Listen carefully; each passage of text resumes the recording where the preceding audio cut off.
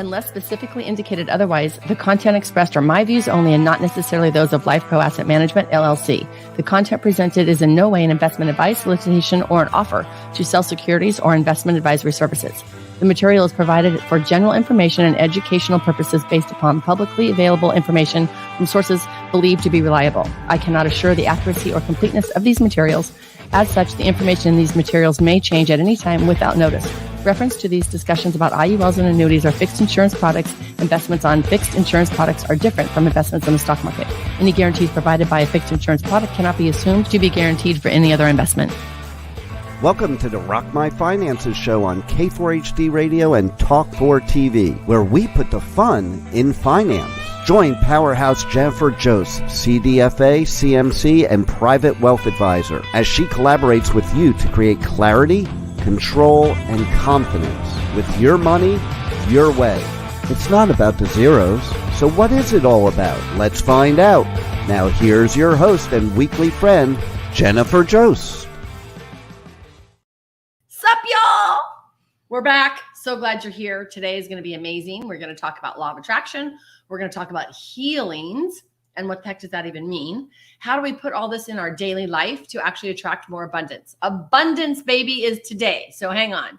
And as you can see, if you're looking at our video, we have Miss Juliet Cardona with us today. We actually are together in Beverly Hills, which is very exciting. And yes, we're going to go play as soon as we're done with the podcast, just saying.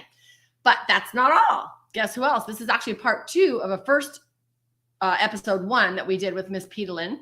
And she is coming on right now to finish. Reverend Petalyn Swart, how are you today? Hello, ladies. Good to see you both in Beverly Hills, side by side.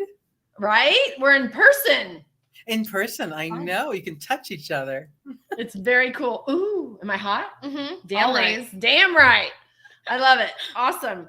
So, Petalyn, we were just listening to our podcast that we did a few weeks ago about the law of attraction and catching up on everything. So, if, any listeners, please go back and check out that, because Petalyn is very honest and shared an amazing story of herself and a little bit about her. So please go check that out. She's an amazing person. We're so glad to be sisters with her, especially here on the podcast as well.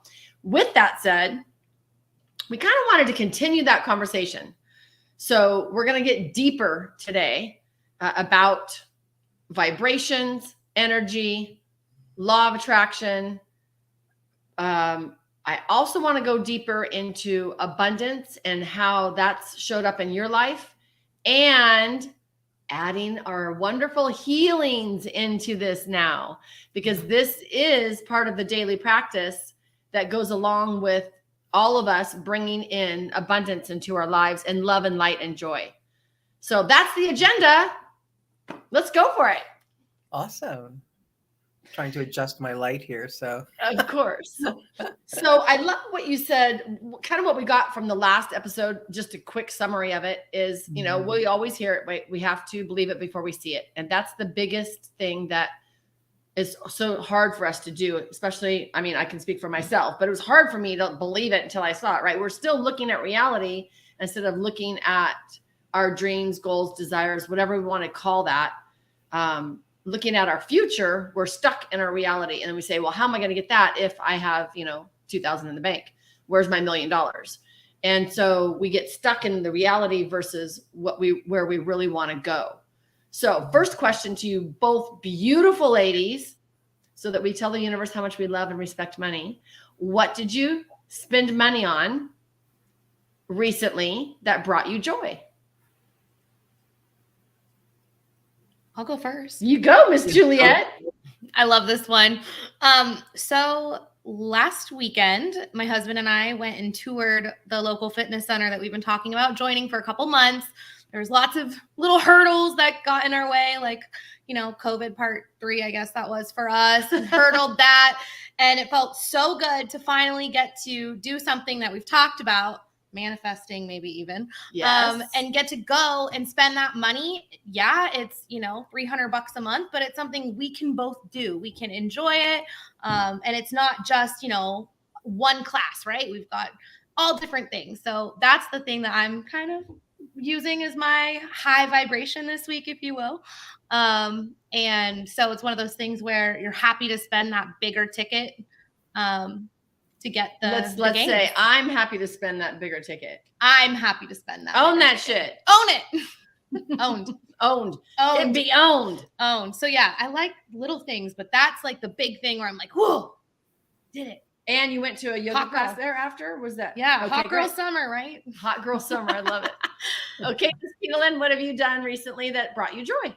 Well, actually, it's just very simple. I bought a bunch of crystals to hang on my windows, and the sun comes in about 6 in the morning and through those windows, and the rainbow lights shoot all the way from the living room into my bedroom on the other side of the house in the morning.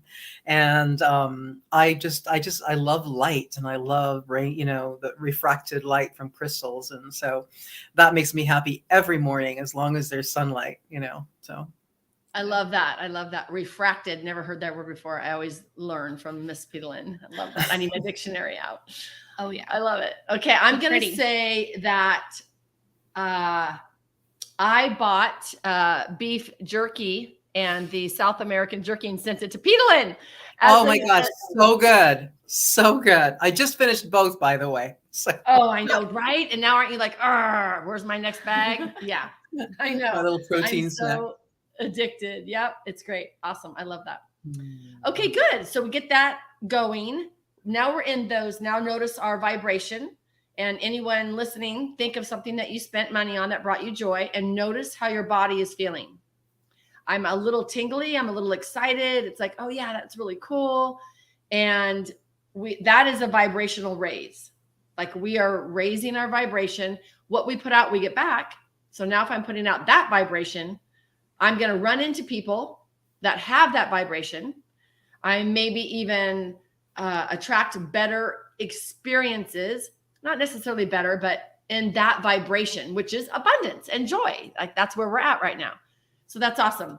So let's stay in there for a little while and let's see where it goes from there. So last time, Petalyn, you were talking about our emotions so much that I think that's what we forget when people are talking about law of attraction. Mm-hmm. So let's talk more about how can we address our emotions when they start dipping, or if something angers us or tries to take us. Like I just spoke with a client going through a nasty divorce. So how can we try to keep our vibration up higher and our emotions up higher when the shit's hitting the fan? Yeah, we don't feel good. Yeah. Yeah.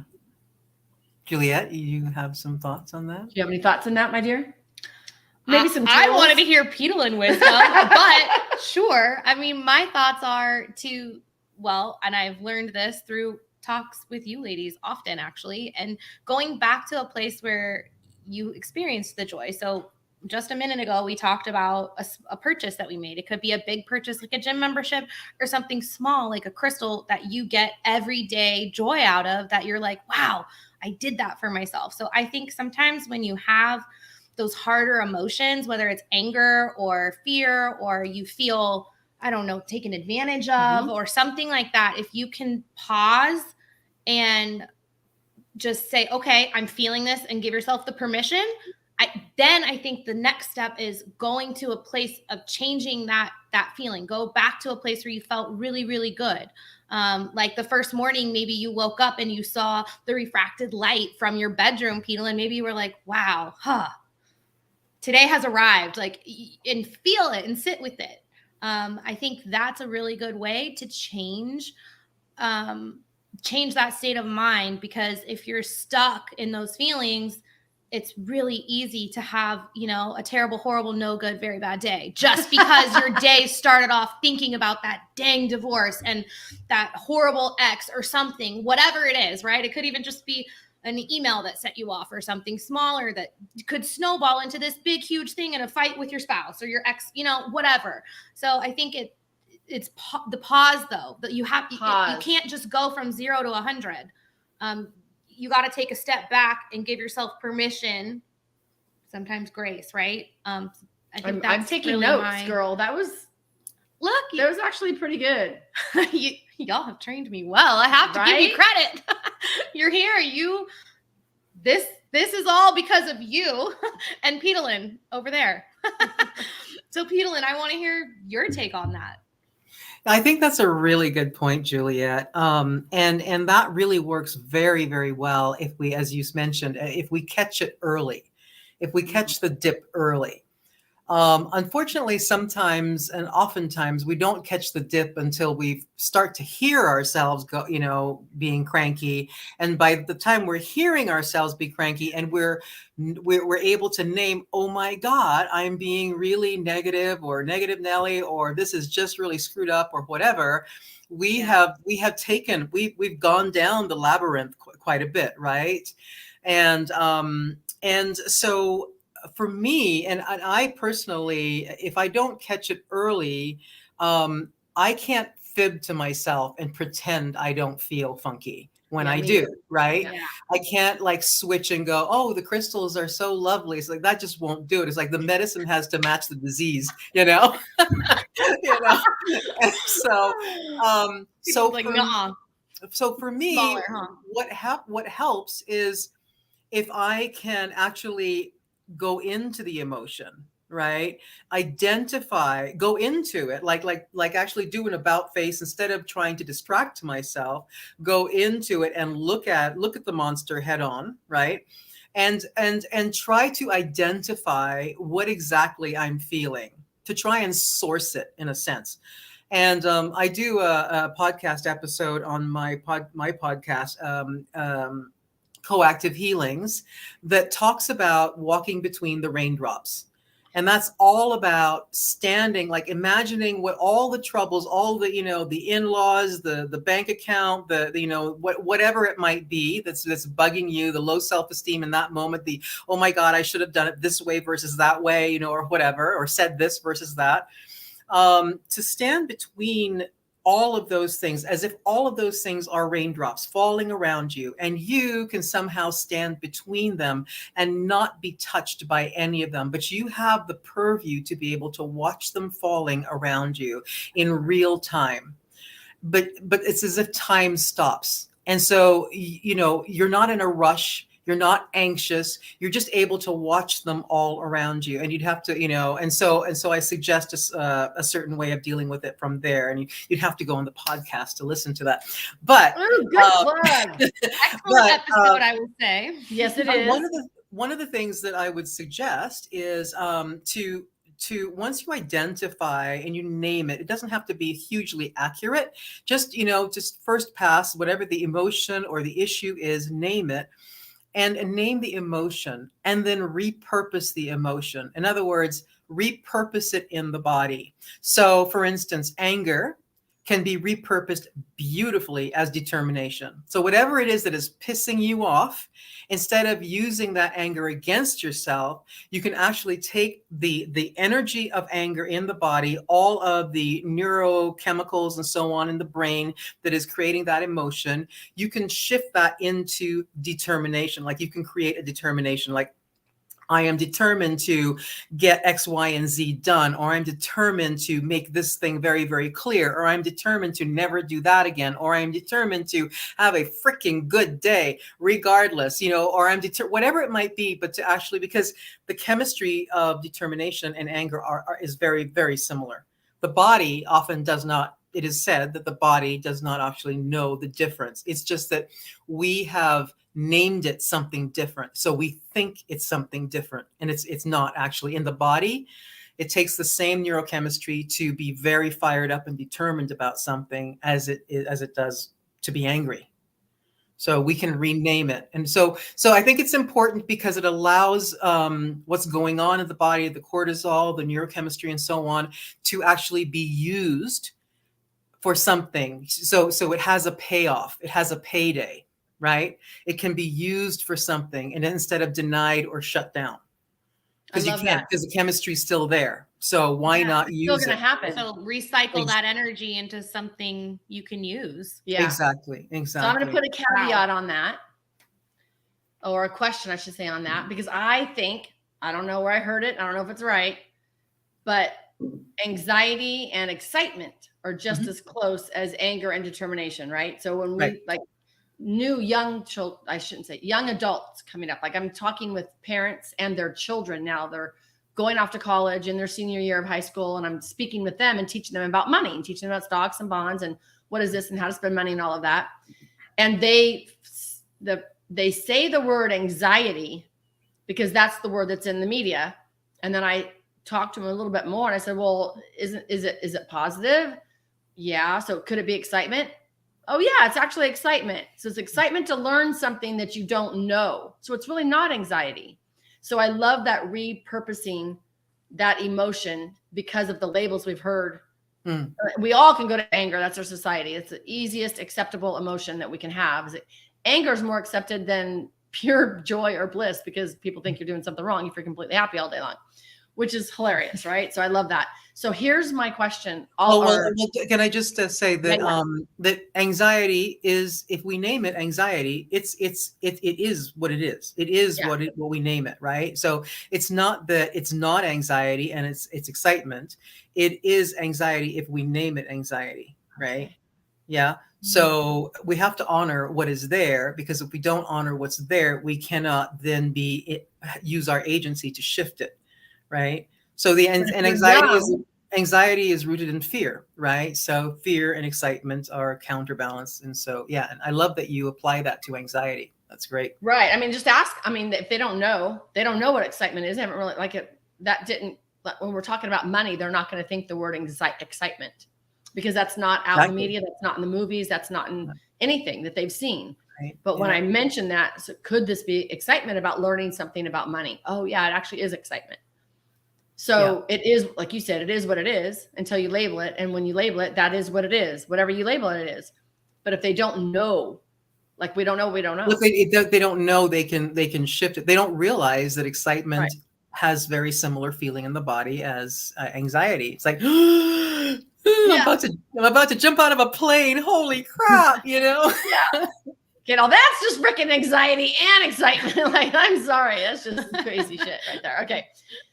So one more point that I want to back up on is repurposing. And I want to get everybody's thought on this as well, because I find that clients come to me because they've spent their whole life in fear and anxiety and anger and tried to turn that into get shit done, GSD. And from the fear and anxiety and overwhelming place. So they're not coming from the possibility place or the futuristic place or the desires and dreams place. They're coming from fear and scarcity. Yeah. So when you get GST done from the fear, that's not always the best place to put into your social media or your next client or, your goal or something. And we still have that energy. So cleaning, or what else would you say to get something done with that? What do you do? I call you. That's what I say. She's never mad. Bullshit. Never. No, first of all, guilty, right? Guilty. And even being a financial professional in the industry for years, it's one of those things where anything that you've experienced in the past is capable of resurfacing in the proper moment with all the right wrong circumstances and all the wrong triggers, right? And I think that's one of those things where it goes back to what we said before and what Petalyn so amazingly said about the brain drops, right? It's being able to take that pause and then how can I use this to my advantage? Like, as a little girl, all you had to do was tell me I couldn't do something. And that was the first thing I wanted to do. It was the top of the list.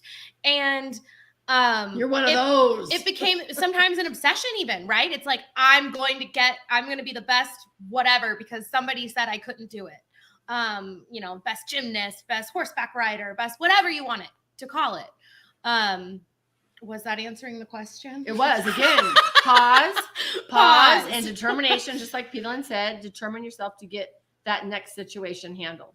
Great. Oh, but when you pause, you can also see where am I? Sometimes you need a long pause. I'm not saying that the pause is 30 seconds. Sometimes you need the day off and you need to take a walk and reconnect with yourself before you can pause. So I'm not trying to oversimplify that at all. But I think if you can pause, then you can think, is there a way I could use this to help myself? Like maybe I needed that little extra oomph to have the courage to launch the business or to go and start the website, whatever it is, right?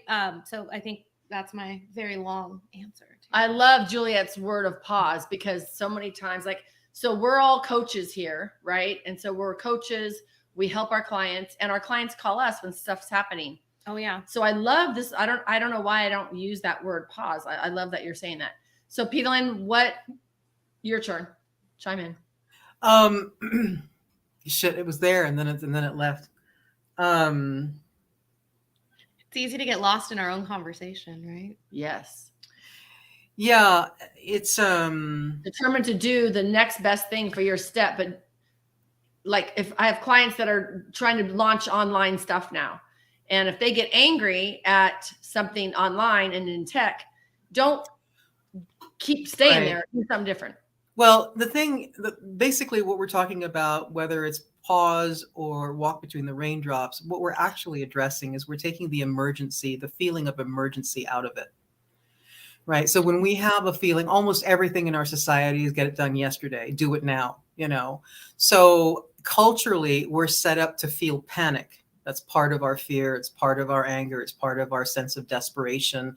It's part of our feelings of insufficiency and so on. So whether you frame it, take a pause, or just like stop, whether it takes, and it's a very good point, to actually take a pause is to experience the pause. Don't just enact a pause, experience a pause. And if we're experiencing a pause, it may take 5 seconds, it may take 10 minutes, it may take a day, but to experience the pause, you can't decide, well, it's, if I don't get it done in 5 minutes, well, that's just it, you've got to experience the pause, because the pause is about taking the emergency out of it so that we can then see more calmly and clearly what opportunities are there that we may not be seeing, how we might, repurpose our emotion and so on to do, so that we can actually take back our power. Because the point is, when we are in panic, we feel out of control, right? We feel like we are no longer at the driver's seat. We are subjugating ourselves to something outside of ourselves, right? So to take back the power is to take the emergency out of it and realize the emergency is fabricated 9 times out of 10, 9.99 times out of 10. And even if it is an emergency, it may just be urgent, not emergent, right? And so there's that. Yeah. So that's I love that. So how do we use law of attraction? First of all, it's all talking about that, right? Because whatever emotion we are putting out, that's the vibration we're putting out, and that's what we're going to attract back. Yep. So how do we, what is a tip for focusing on something different than where you're at? Yeah. So, and I think you actually, interesting, even in the question can be misleading. It can mislead us, right? So how do we focus on something different? I would say not to focus on something different, right? So the classic road to success is do, have, be, right? Do these things in order to have what you want so that you can be happy, right? Yeah. And many years ago, when I had my, coaching program that looked very different than it does today, in meditation one day, it totally came to me that, that needs to be flipped on its side. So in order to attract more of something, right, by definition, we have to acknowledge what the little is that we have of that thing that we want to attract more. We cannot attract what we do not feel and we cannot identify. Right. So if we want to have more joy in our life, right, by whatever circumstances, right, Let's just say, because the whole purpose of having more is so that we can feel more alive, right? Be more happy. We make up that having more of whatever it might be, more security, more money, more love, whatever it might be, will make us be more happy, right? Right. So, but the fact is, if we have to know a little bit of what that feeling is in order to even decide that we want more, right? So we may decide that, well, we only have like a thimbleful of the joy versus a bucket full that other people have, and we want a bucket full as well. So what we, for me, the way I look at it is we have to sometimes dig very deeply and find where it is that we actually do feel joy. We can look at things from the glass half empty or the glass half full. Now, the glass half empty indicates that the glass is half full, but that's not acknowledging what is there already, right? So it could be that it makes me really happy that I can make my matcha latte every single morning exactly the way that I want to, and I don't have to pay Starbucks to do it, or whatever. Starbucks can sponsor this particular episode. But so that might not be a big thing, but if it brings you comfort and a feeling of joy and comfort, and we're frozen for whatever reason, I'm just going to keep going because I don't know if you guys are running or not. If this brings us joy, then we start from a place of being. So for me, it's be, have, do. We have to acknowledge that there is joy in our life now, somewhere. And then from there, we can take a look. Once we are feeling that and we totally acknowledge that, from that frame of mind, from that perspective, we're then in a better position to decide what we already have that brings us this feeling. And then we can think about, well, how do we build on what we have? What are the resources that we have that can bring us more of that? And then from there, we can decide what we want to do in order to have more of whatever, in order to, be happy or whatever. So, but then our doing becomes very specialized. Our doing becomes very focused, and we're not just throwing rice at a general area. Okay, so I don't know what's going on here. I am on my own.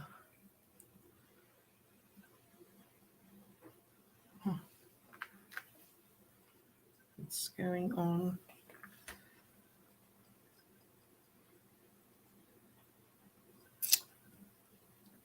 So I don't know what's happening. Oh, well, I'm so sorry. It's up to me, apparently. So hopefully they will come back on very, very soon, and bear with me.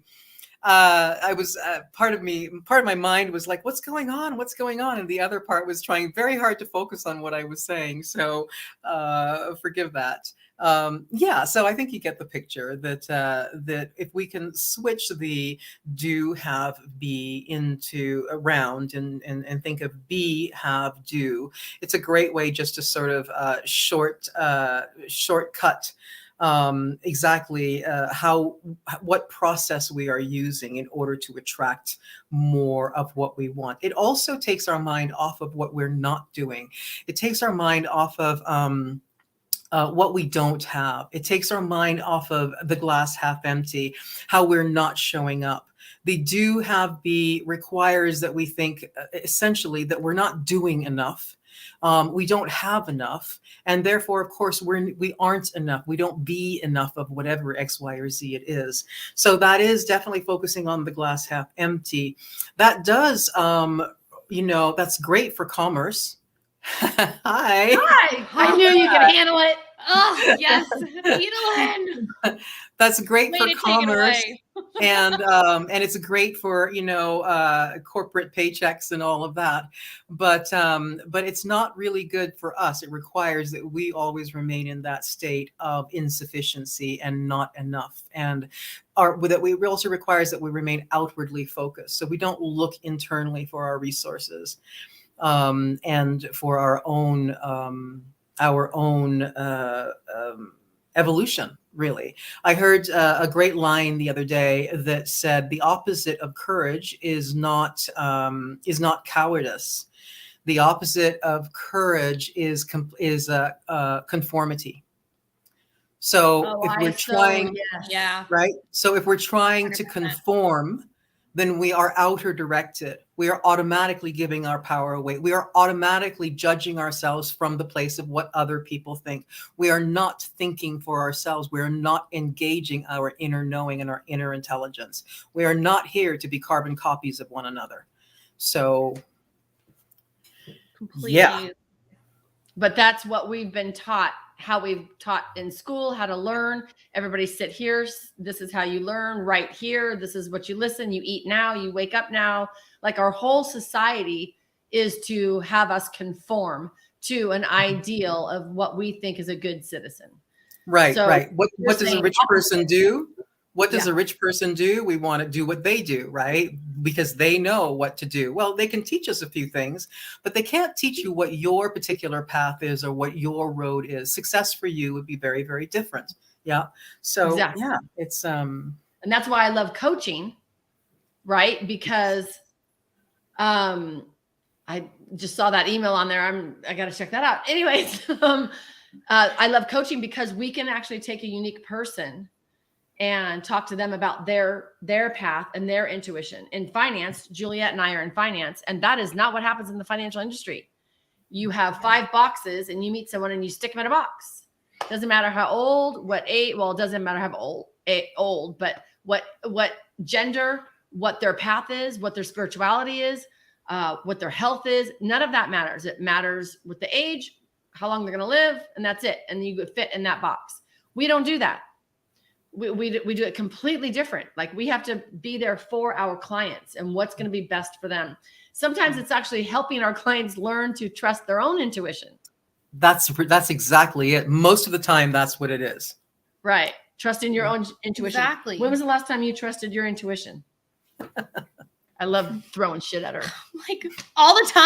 I mean, it's hard. Sometimes I do find it difficult, but I feel like I feel it's usually that pull, right? You get a pull to do something. Sometimes it doesn't align with, maybe a past version of yourself. So sometimes you might question it. Like, is this too risky? Is it, should I take the next step or not? And sometimes you need that leap of faith. And that's where that intuition can come in. But that's where I have a question for Petalyn is to like, if you're someone who your life experiences haven't provided you very much opportunity for joy, right? Like if you've had a harsh, or maybe that's so long ago, like you don't even remember those feelings or how to connect with those. Like how can someone who's maybe listening to this going, wow, well, that sounds great. Like, cool. Let me just slap that joy label on my wall and just manifest that all day, ladies. Sure. Like, how do you get from that other place to be able to kind of manifest it before you know what it is? Like, how do you, like, because I feel like that's kind of square zero for a lot of people. Do you have an And answer? I was there many, many, many years ago. I was absolutely there. I could not imagine a good feeling. And yet I will say that I had moments, and it's really important to surround yourself, if you can, with some sort of support, any kind of support. It doesn't matter, because it's really important to reinforce those moments that do appear. The issue oftentimes when we're in that state is we don't believe the good moments. We tend to want to believe the bad, right? Discredit them, so it's right? not that the good moments aren't happening. It's that we're dismissing them because, oh yeah, there's that, but, oh, there's this, but it doesn't count because, or it doesn't count because. So that's a pattern of thinking. Invalidate it. We absolutely invalidate it. And it's as true as anything else. The bad stuff is going on in our head. If we woke up tomorrow without the memory of all the stuff that caused us to feel the way that we feel, we would feel very different about our lives. We might be like, holy crap, who the heck am I? And who lives in this house? And why am I here? but you would not be laden with all the old stuff, right? So what's the difference? The difference is it's not in our memory. It's not in our head. The circumstances haven't changed. We might walk out of the door and decide to go explore and do something entirely different, go meet our neighbors and go, hey, did anybody see how I got here? I have no idea how I got here. Whose house is this or whatever? But it's like, but if we were trapped in that frame of mind, we would not go to our neighbors. We would not seek out help. We would not seek connection. I mean, I'm just sort of making up a scenario here, but the fact is, if we can do, a thought experiment and imagine what it would be like to wake up as if we were somebody entirely different, without our history, without anything that is creating those senses of insufficiency or depression or whatever, all the stories we reinforce for ourselves every day when we're in that state. Right. What then is left? What, is that a sense of freedom? Does that all of a sudden, are we lighter because at least we don't have that stuff? Can you imagine what it might be like? It's an interesting thought experiment. I invite anybody to try it. Yeah, I think that's awesome. I think we need to do that. It reminds me of Jill Bolton Taylor's book, A Stroke of Insight. Yes. And she was a I think surgeon, and she had a stroke, and she literally lost her memory and of everything. Yes. And I remember this so clearly that they said her mom was going to come, and she's in the hospital bed, and she said she only liked the doctors that talked to her, even though she had zero response. And everyone kept saying, Gigi's going to come, Gigi's going to come, and that's her mom. And Gigi, as her mom, got into bed with her. And she just said, oh, I don't know what a Gigi is, but it feels really good. Like, I like this Gigi laying next to me. And she remembers these thoughts and wrote her book. It's amazing. So wow, to have what you're saying there I when you said, who would you wake up to be? I don't know anybody that hasn't gone through shit. So I literally have no one that would just be like, unless they're 2 or 3 or 4. Like, well, I don't mean other people. It's like, who would you be if you if you weren't saddled or weighed down with the memories that are making you feel, whatever. Oh, right? I just, wow. Woo! Right? Exactly. Exactly. Joyous feeling, eh? Watch out, world. Oh my God. You think she's bold now. Right? Could you imagine? You're going to have to put a saddle on me because I am seriously. We're going to have to. Woo! That would be fun to think Sounds of. Like we need to spend some time doing that. Yes, for sure. Okay, we only have a few minutes left. I want to jump into healings. Oh, yeah. Flying. This is our first real big conversation on healing. So I don't want to get too crazy without lack of a better word. That'll have to be another part 2. Right. And part 3. I guess. Keep going. I do want to bring up, since we have the 2 of you here, what started you on, and I say healings because it's part of a meditation practice that we are sharing our love and light with each other and ourselves to heal anything that might be happening in our bodies. That's what I call healings. So let's start with your definition of what a healing is. And then again, we only have like 10 minutes. So tell me what your definition is of healing. Do you have a definition? Petalyn first. Petalyn first. She's cheating. I'm cheating. Cheater. Hey, we have a time constraint. I'll talk forever. So I think that just a meta view of healing is really, in a sense, it's really to pay attention to attend, to notice and to interact with, to pay attention to turn one's attention toward what either one wants or how to heal something that is amiss. So now I'm going to go deeper for that because listeners are not going to understand what that means. Does that mean in your body, in your couch, in your tree? Anything, mind, emotion, body, it doesn't matter. To heal, the first thing we do traditionally when we're sick is we go to a doctor. So we had to actually think to ourselves, wow, something's off. I need to put some energy into making a call to help me figure out what's going on.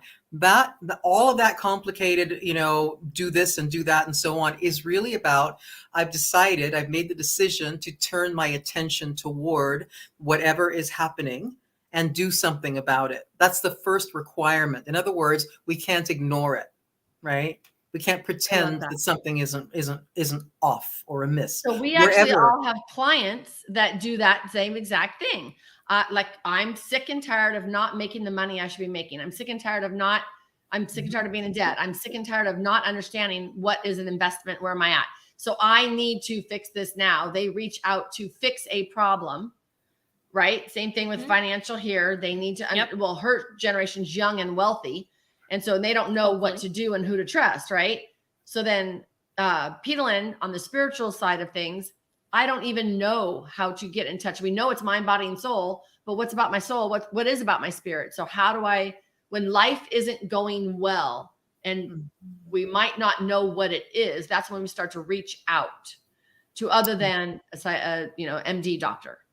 Right. Well, and I mean, the thing is, when we do it that way, typically we're focusing on the problem, which, we always do. The problem is a good catalyst, but we can't solve the problem from the tail end. You know what I mean? That's kind of the result of something that has come before, right? That's the do. What can I do? The last thing, right? What can I do in order to have and to be? But that's in reverse, right? So we want to focus on the source of that.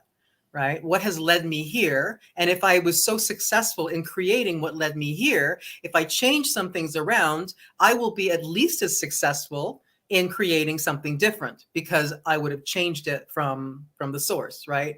So healing is a general catch-all phrase for how do I regain my agency? How do I regain my capacity to heal or do something different or feel something different? How do I regain my agency in my life so that I stop feeling like a victim and I start, feeling like I have some sense of say in what's going on with my life. I love what's that. going on with my life. Yeah.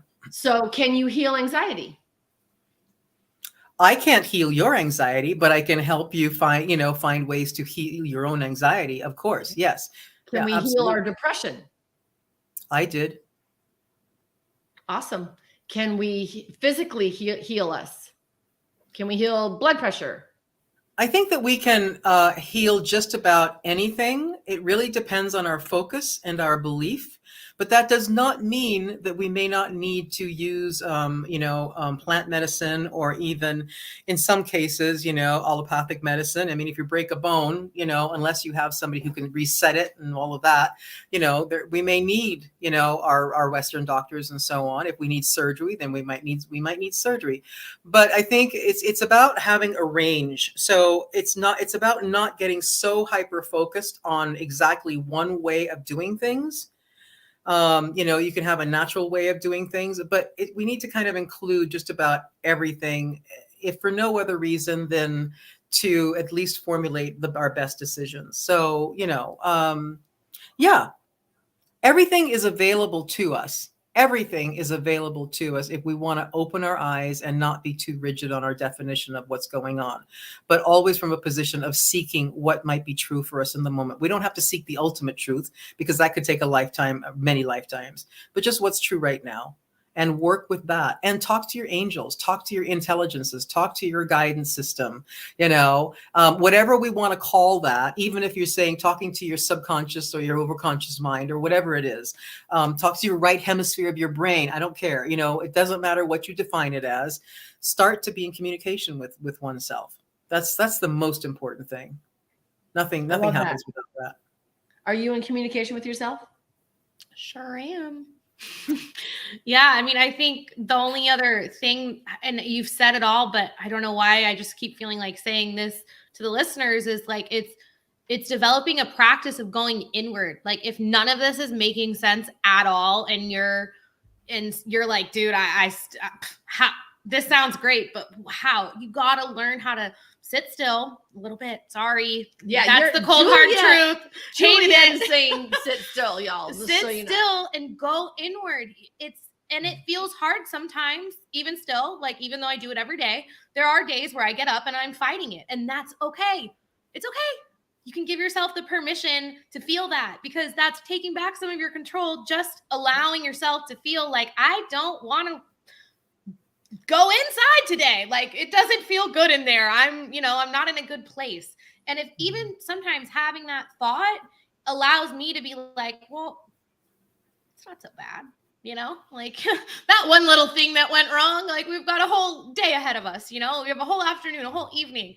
And I think even if it's just starting there, that's enough to learn how to do all of these big things we're talking about. And even if it just is, that is the only thing that feels doable, if you can start there, you would not believe where you could be in a month or 3 months or a year, 10 years. I think that's one thing I wanted to say is if none of this feels doable yet, then start there. And there's also this really cool lady on, Petalyn.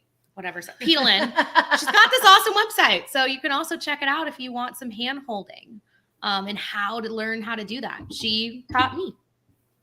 That's awesome. I love that. Go inward and just sit still and notice. Notice your feelings, notice your emotions, notice what's hurting, notice what's aching. Like, notice, oh, by the way, my knees are amazing. Just so you know, thank you very much. My knees feel amazing. It could be anything. It could be from stress, anxiety to wanting more out of life, wanting more out of love, wanting more out of everyone else around you. If you're like I used to be, that I'm perfect, everybody else sucks, I don't know what their problem is. If they would just do what I say, my life would be amazeballs. But nobody does what I say. So yeah, so we've shifted that a bit.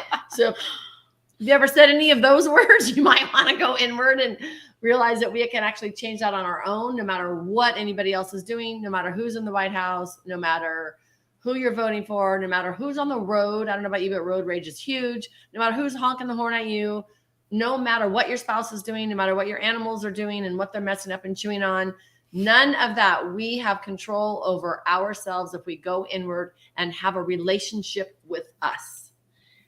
Then we find our angels. Yeah, we definitely have agency. We have influence over ourselves. And I think the first thing is we are often taught to abandon ourselves because we've always, most of us feel that we've been abandoned in some way, right? Emotionally, physically, parentally, whatever it might be, romantically or whatever. Financially. And right, exactly. So I think it's really a wonderful thing to determine, to set the determination to change that and not repeat abandonment with self-abandonment. So to Juliet's point, turning toward, turning inward, and so on is a practice that is reframing and creating a new response pattern to not abandon ourselves, to actually turn around and go, what's going on?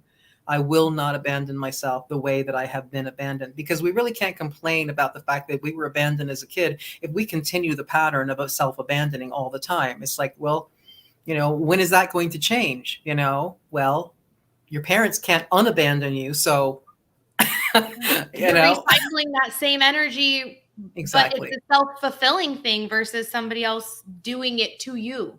And that's right? How powerful we are, right? We can create the outcome we have, even if it's an outcome we don't want, by simply how we treat ourselves, right?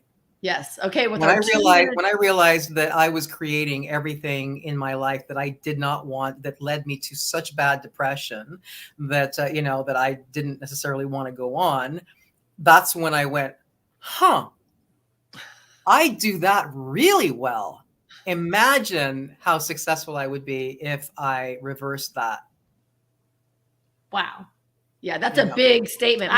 We have 2 minutes left, so I want to just put that out there. But that's a huge statement, that we create everything in our life. Now, I'm not saying children are creating illness or anything like that. But I am saying our responses to that. So now, I might have screwed you up growing up. Sorry, kids, you're over 18 now. It's all yours. What are you going to do with it? You can keep blaming you. You can complete. Yeah. Gotcha. Keep being the victim, do whatever you want to do, or you can take agency over yourself and say, okay, now. So we've all suffered betrayals, tragedies, issues, something in our life. We can stay there if we want, or we can choose to move forward. So one tip we didn't even get to the angels. We're going to have to do part 3 on angels. Oops. One thing that you would give someone listening today. I know you said go inward. One tip that you do, like when you're really angry, pause. Hers a pause. I love the it. Dang pause. The dang pause, y'all. You need to That's my word, I guess, song today. to pause. Pause with your dogs. Okay, Miss Petalyn, one tip for everyone. Pause with your pony. Done. Yeah. So building on pause, first pause, and then redirect. Pause, redirect. And then I'm going to say pause, redirect, and accept.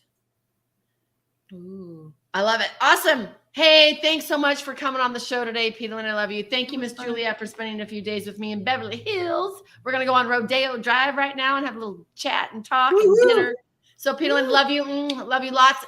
If anybody's listening, check out our Soul Sisters series. Petalyn's a guest on there as well with our other Soul Sisters. It's Amazeballs.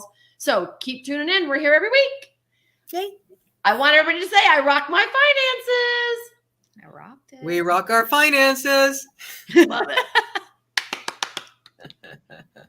We appreciate you joining us today, and don't forget to subscribe to the Rock My Finances YouTube channel for more engagement and bonus content. Tell me, what is your money story? Let's find out with Jennifer, 4 p.m. Eastern, 1 p.m. Pacific, every Thursday right here on K4HD Radio and Talk4 TV. It's not about the zeros, it's about the F word, feelings. Feelings Jennifer can't wait to explore with you next week.